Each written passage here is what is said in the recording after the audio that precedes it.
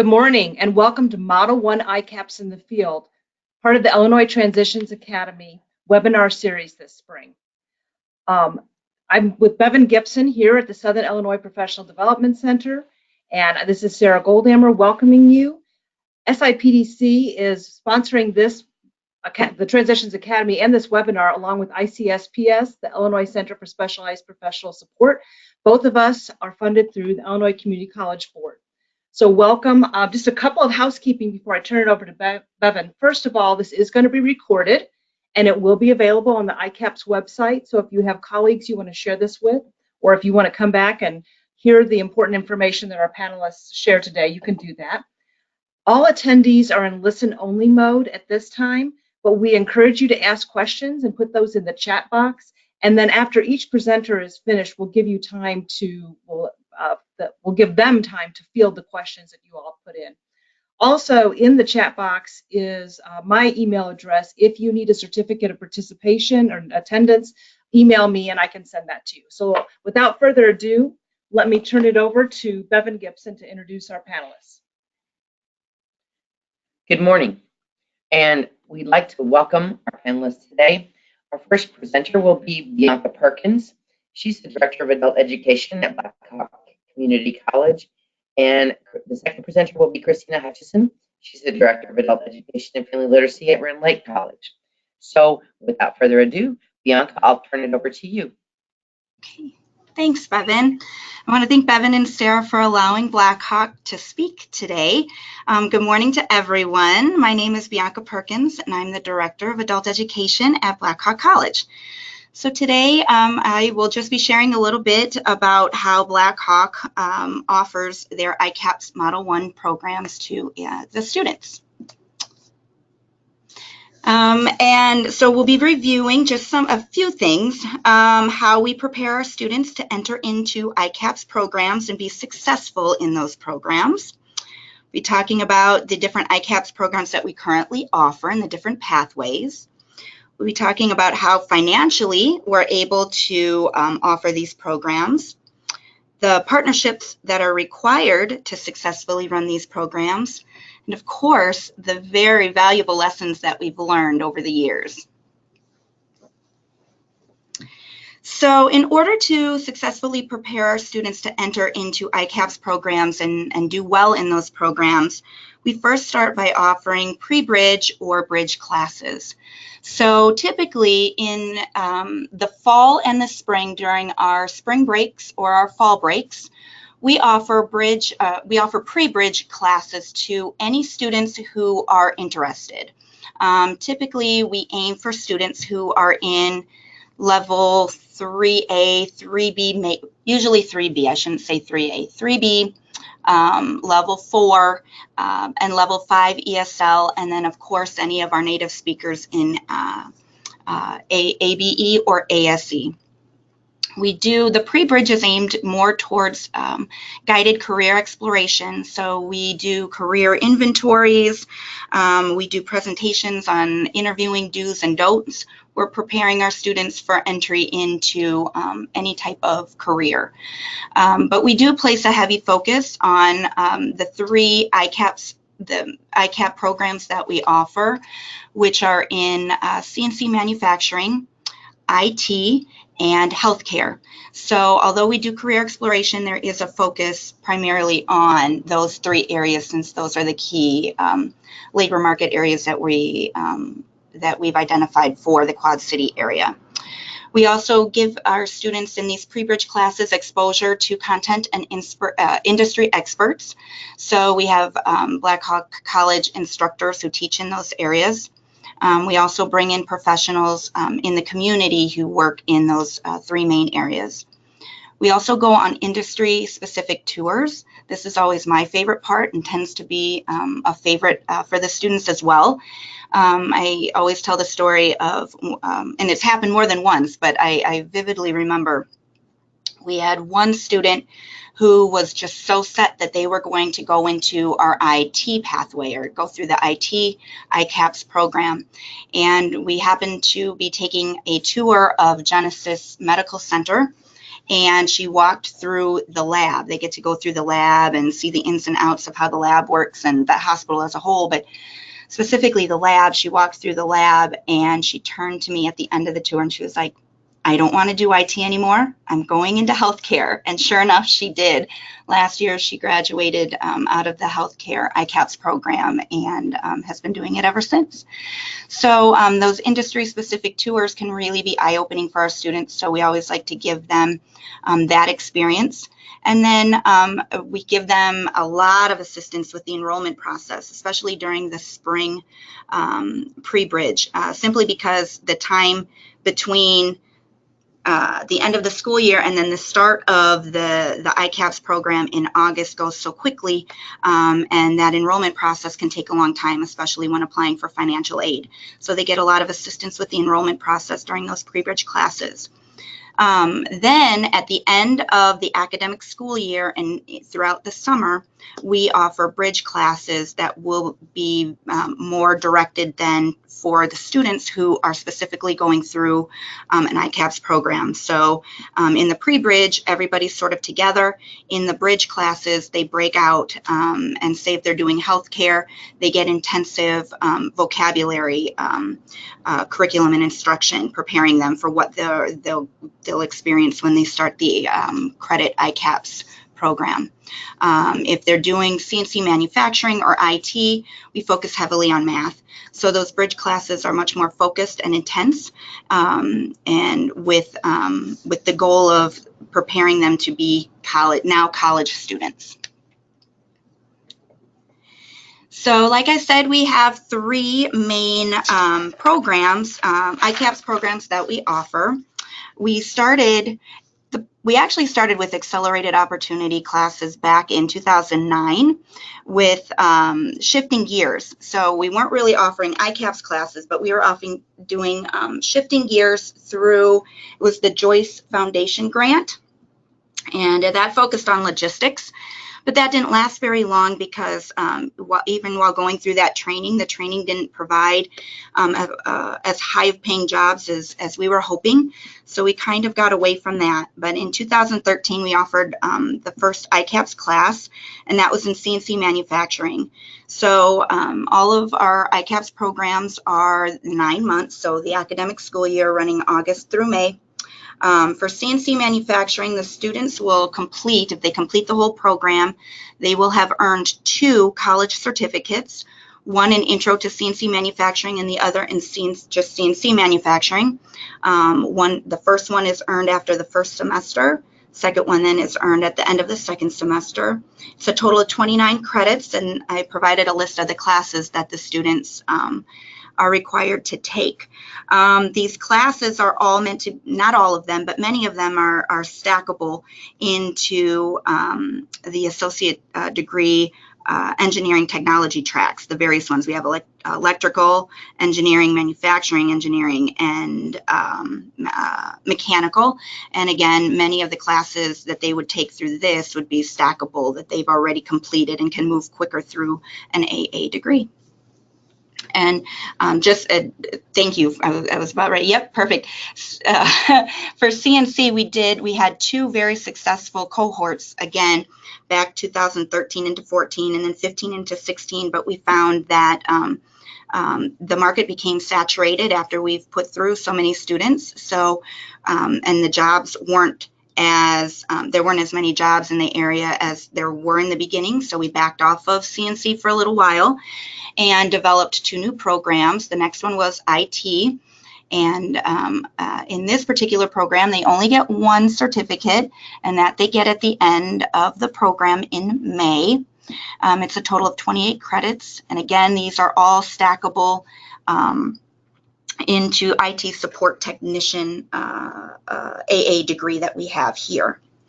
So far we've only had 1 student complete this, I think simply because the interest hasn't been there on the student side, but the need is definitely here in the community. So, but we look to have at least 3 to 4 to make a class run, but we did run it with just our 1 to get the program off and going, and the student did well and is now working on completing his AA degree in that as well. So we're happy about that. And then finally, patient care assistant, which is our most popular and successful right now. We started this 2 years ago, back in the fall of 2017. And again, 9-month program. The students will get 2 college credits or 2 certificates, college certificates. First semester, they'll get patient care aide.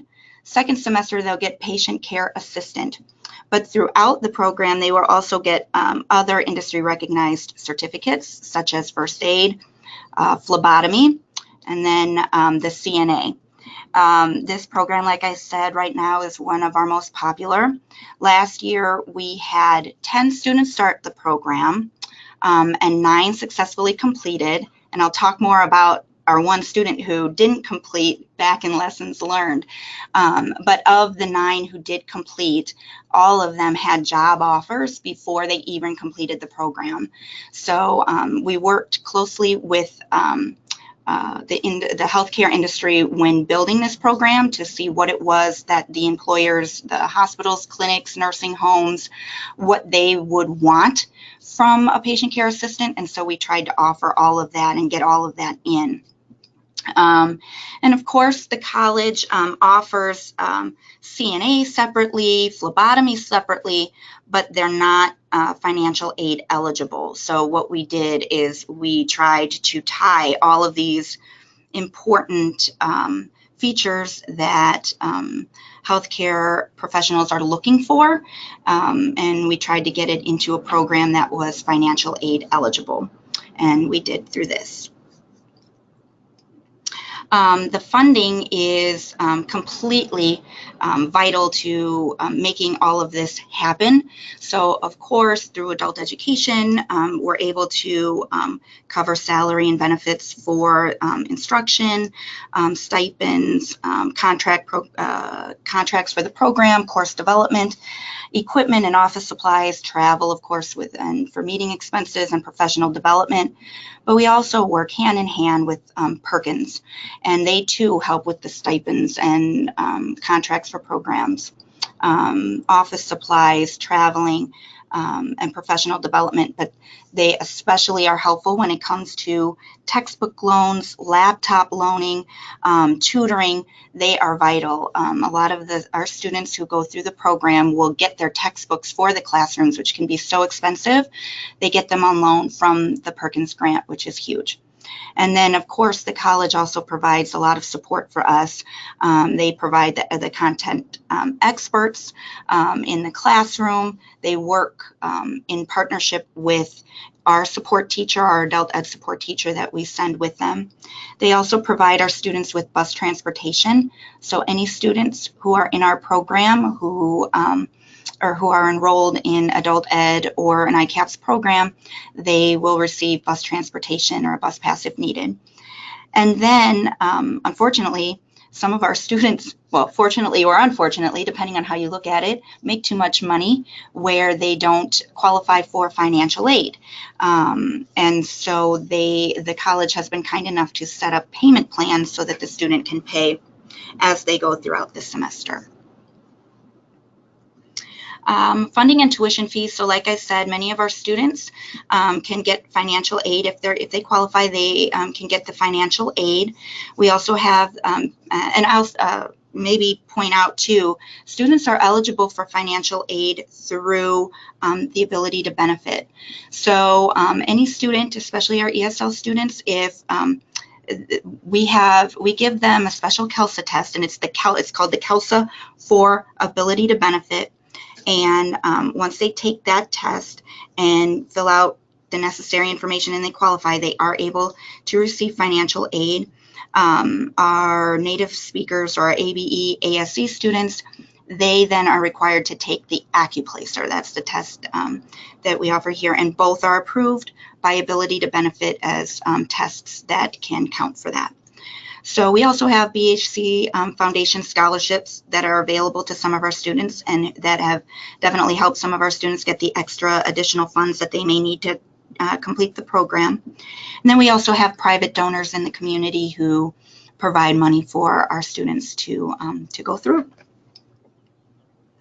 And we couldn't do this without internal partnerships, internal, external. Internal partnerships, we have, of course, Adult Ed and Perkins. We have our fantastic faculty to create our programs, to build the certificate programs, and determining what can qualify for that certificate. We have to work hand in hand with our both Adult Ed and CTE faculty. The presidents, VPs of instruction, the deans, and college departments, we've found that it really is a joint effort. We couldn't make it work without all of the pieces. Lessons learned. This is probably what I find the most important, because with each year we learn something new and we modify the programs with hopes of being better the next year. So some of the successful lessons that we've learned is the amount of acceptance and support that we've received, not only within the college but throughout the community. To get those tours, to bring in outside speakers. People are pretty amazing in the community, and more often than not willing to come in and help and really share what they know, and are excited to have our students excited about the field that they're in. We have stronger internal connections, again, with the faculty. I can't tell you how many people I've met here at Blackhawk just through working on ICAPS initiatives. The adjunct faculty are incredible. I can't say enough how important, especially our support faculty are, and they really are that make the difference between our students either failing or succeeding. And we have just an incredible support faculty who she goes above and beyond and has really gotten so many students through the program. Changes to certificate for short-term training. Again, like I said, as we go through each year, we make adjustments and tweak things here and there. Our classes are offered, for example, our classes are offered only in the morning, so that it allows our students to get to their second or third shift jobs. So making sure that all of the classes and all of our ICAPS programs are between the hours of 8 and 12 throughout the whole entire program. Employer buy-in, again, like I said, we had all 9 of our ICAPS healthcare students had jobs before they graduated, and I think it was because, we went to them before offering the program, and while we were building it, asking them for their insight, what would be helpful to them, and they were appreciative of that. Student interest through word of mouth. I think throughout all adult ed, it's true that the best advertisement is through your students, through their word of mouth. And people tell their friends, hey, I went through this program, I have a job, I'm happy, I'm making a decent living. I recommend you do it too. And that's how we found we get most of our students. And then, of course, the graduates. Graduation day is always the best day of the year for all of us. And to see them walk across that stage, you've helped them, the year before going through those pre-bridge and bridge classes, then you see them doing the ICAPS program then the following year, and then to see them finally walk across the stage is pretty rewarding, and you feel pretty proud for them. So, next, please. The challenges that we found in doing this, rules, policies, and funding. Rules are always changing, and so again, once new rules come up or policies change, we have to adapt. But I think that's true for any program in adult ed. I say that's what we do best. Scheduling, again, seeing what works best for our students and trying to adapt the program to best fit their needs. Finding qualified faculty, that's difficult, especially in our CNC manufacturing.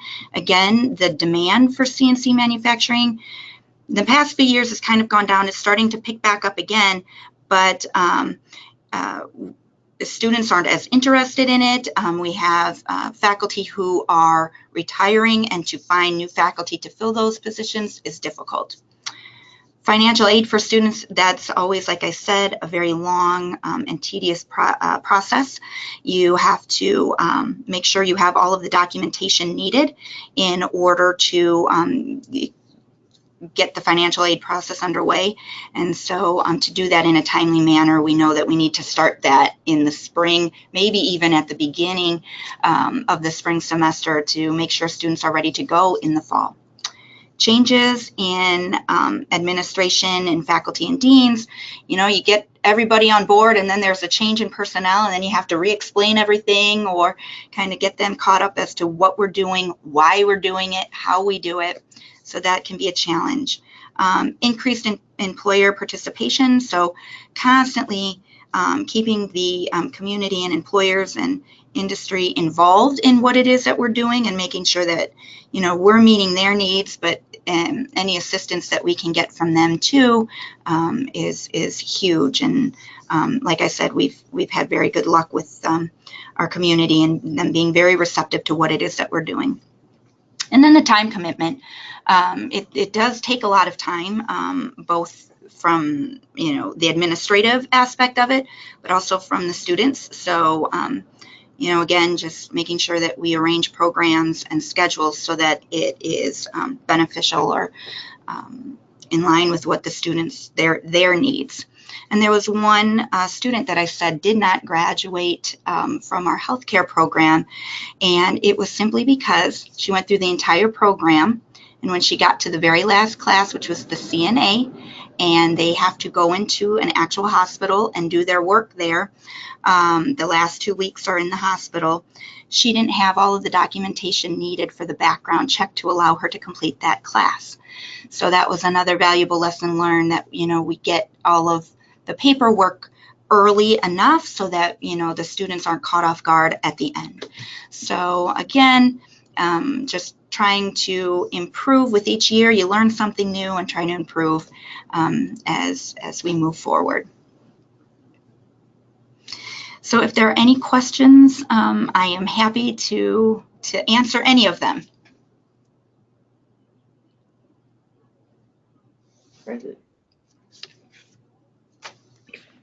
Bianca, one of the questions was that somebody wanted you to explain a little bit more how you use the CALSA for ability to benefit.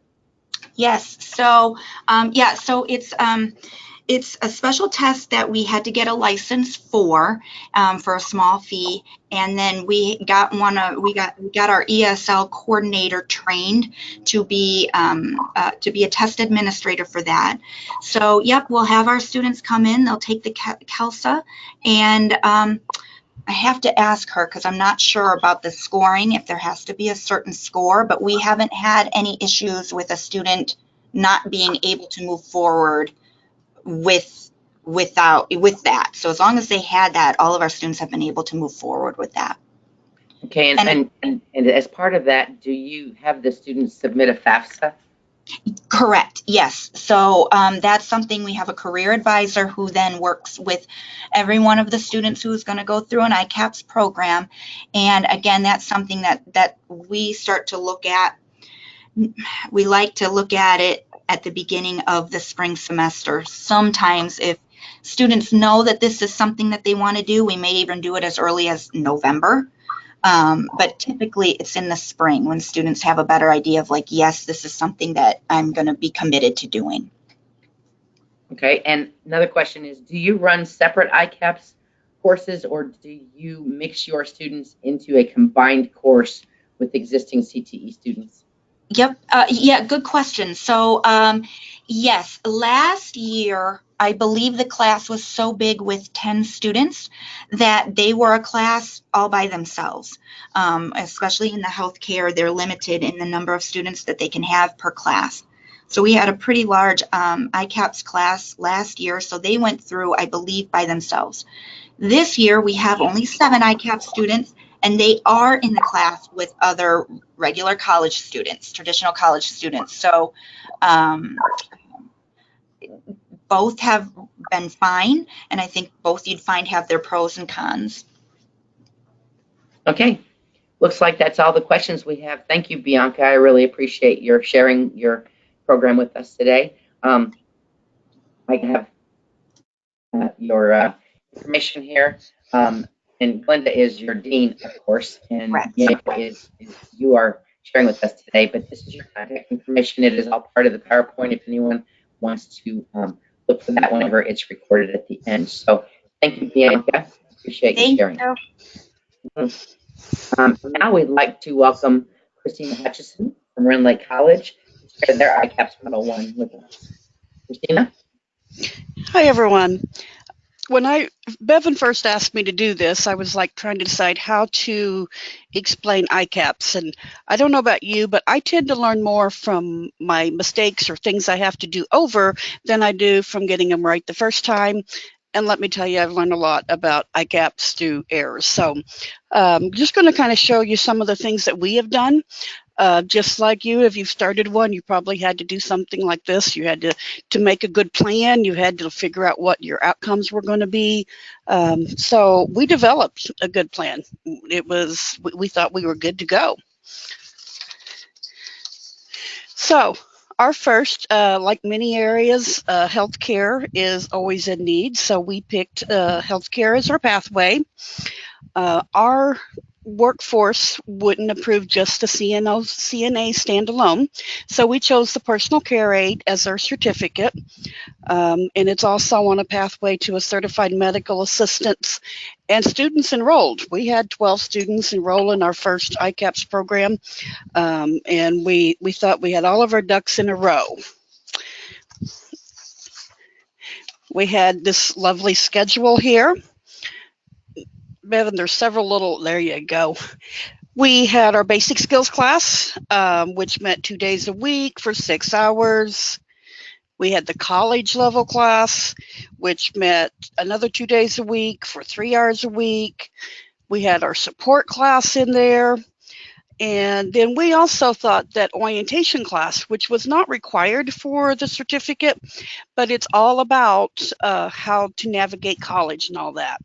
So we had them coming and going and had all the bases covered. Well, guess what? Oh, also, I'm sorry, I was going to start telling you about the errors before I got done with the trial. We did make sure that the program was eligible for ability to benefit, and it was on the state approved list. If you've not started your ICAPS program yet, you want to definitely check with your local workforce and make sure that those classes are approved and on that list prior to getting them set up. Make sure they align with the areas that's already selected in your local plans. Now we'll talk about, if you look, that schedule, did anybody get lost when I was trying to tell you all those different classes and what times and days they met? Well, our students did. They definitely got a little lost. You have to remember that your students are still adult ed students. Their lives are often hectic, complex. They've got somewhat disorganized or unscheduled. And then we threw them into a tailspin by bringing them in this day at this classroom and then with this teacher and then moving. And so we had really not prepared our students for college schedules. So that was error number one. Error number two, if you remember in the first, in the scheduling in the classes, CNA was the second class of the college schedule. And so a lot of our students dropped out after completing the CNA class and did not stay and follow through with the full personal care aid, which was still a success for students. They got their certificate. Many of them went to work, but they were a non-completer for us as far as the program goes. And number three, you need to check and double check, just like Bianca said, about the ability to benefit and making sure students are able to be funded. Just because the course is eligible doesn't mean that each and every student will be eligible for ability to benefit or to receive your WIOA funds. Thank goodness the college took mercy on me my first year out and covered some tuition and fees as we got students signed up that really did not have a payment plan. Yeah, and then since then, yes, we do now have payment plans for students that may not be eligible for ability to benefit or WIOA funds. So we changed things. Trial number 2. We're not quitters. We got back in there and doubled the fun. We kept the healthcare and added a manufacturing option. We thought nothing could go wrong here. The the MSCC was offered all online. Students could work at their own pace. We had a really energetic college instructor, and he was all certified to teach the class. And you could get a really nice pay right out of the gate with the certificate. We just knew students would be flocking to us. Well, not so much. First of all, students didn't seem to understand the modern manufacturing. I think they were picturing the old dirty floors and, drudgery of manufacturing. So we had to go back and educate a little bit about how you get to play with robots and equipment. And so that was the first thing. It was also the first year that Rend Lake College offered the MSCC, and our students was the very first class. And even though the instructor had passed all the requirements to be the instructor, it was still the first time. And it was his first interaction with adult ed students. So it was not as a good fit as that. I happened to be the ICAPS instructor at that time, and I can say that I didn't know anything about manufacturing, and the skills instructor, his first time. So we were at a stage 1 on the continuum of teaching. So it wasn't as successful for our students as I had hoped. I didn't know the material. The MSCC requires a lot of critical thinking, something I should have focused on perhaps in our support class. And so it was just kind of it was a bit of a flop the first year out. We did have a couple of students get some employment in the manufacturing, but they did not complete the program. So the moral of the story, know your college content and make sure you know that CTE instructor. I mean, everything they tell you about selecting the correct CTE instructor is on key. They've got to be a good fit, not only knowing the material, but how are they going to interact with our students and helping them get prepared for the difficulties our students face. So, trial number 3. Just as Bianca said, things change. I don't think that we have offered our IET classes the same 2 years in a row. We've always gone back and changed and adjusted and moved things around and tried to make them better, including this year, where we are looking to go back and change the certificate programs we're going to offer. We're going to change from personal care aid to phlebotomy, change from the MSCC to the welding, primarily because they are shorter, a lot more hands-on. They still align with the regional. So really don't be afraid to change things. If it's not working, you've got to go back and fix it. I got to tell you, to change their certificate programs, you got to go back to square one and rewrite everything and submit all that material again. But I really believe it will be worth it in the end for students. Unofficially, even though students may not have completed the full IET programs, I know that many of them are working. Now, I will say we have had completers through them, and you're right, it's a great feeling when you see them cross the stage and know that you have done something to help them move along in a career pathway. But truly, the other thing we're looking to do this year is expand our programming to have a pre-apprenticeship program. We're going to look to offer a bridge program that will include an apprentice and hire a specific instructor to work with that, and also to rebrand the whole adult ed program so the public knows that we are more about helping students get into a career pathway and job ready. Sorry about that. The primary thing is keep the students at the heart of your program. always, every time you look to make a change or move forward, go back and say, is this what's best for the students? And from there, I think you can get, that's where you'll see your successes. Okay, anybody got questions or?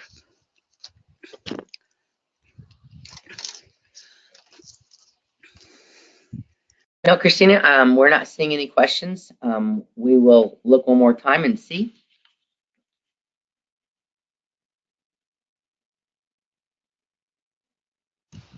Okay. Seeing none. Okay. Seeing none, we would. Okay.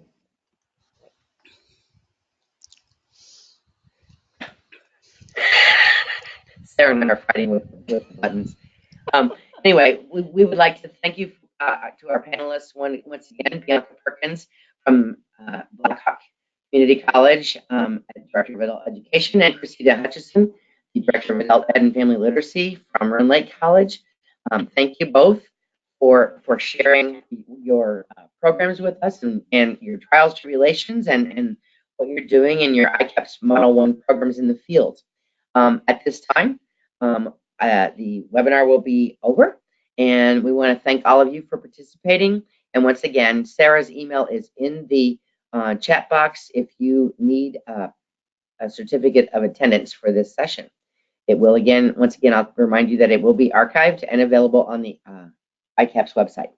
Okay, thank you very much, and have a good day. Thank you, Bianca. Thank you, Christina.